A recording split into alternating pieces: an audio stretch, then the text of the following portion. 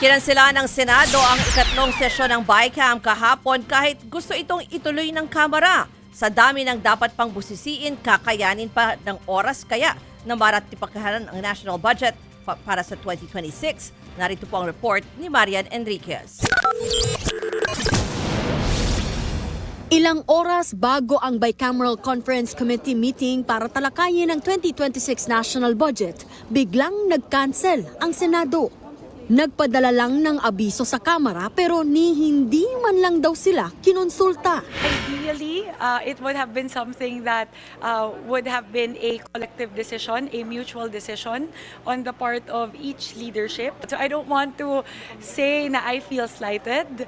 I just want to once again, express to our Senate counterparts that we are here. Our disposition is to move forward with the conversations. Higit 2 oras naghintay ang mga kongresista pero hindi na talaga ito natuloy. Ayon kay House Appropriations Chairperson Mika Swansing, baka magahol na sa oras. Target pa namang maratipikahan ang 2026 General Appropriations Bill sa December 22, saka ipadadala sa Pangulo para pirmahan at maisabatas.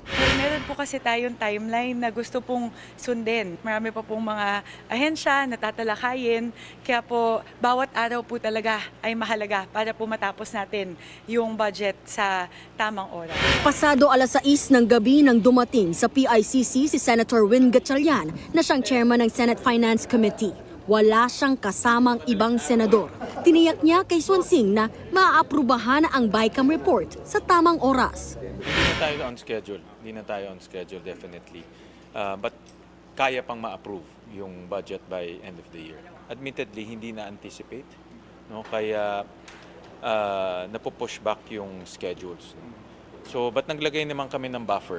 Kung sakali man, handa naman daw magtrabaho ang Senado hanggang sa bisperas ng Pasko at kahit pa 24/7.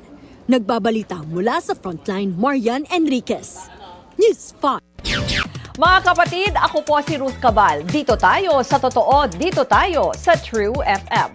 Mag-follow at mag-subscribe din po kayo sa aming social media accounts at True Network PH. Diyan po yan sa aming X na dating Twitter, sa FB, sa Instagram, sa YouTube, sa TikTok at sa mga podcasts. At syempre, tutok din po kayo sa Signal True TV Channel 19.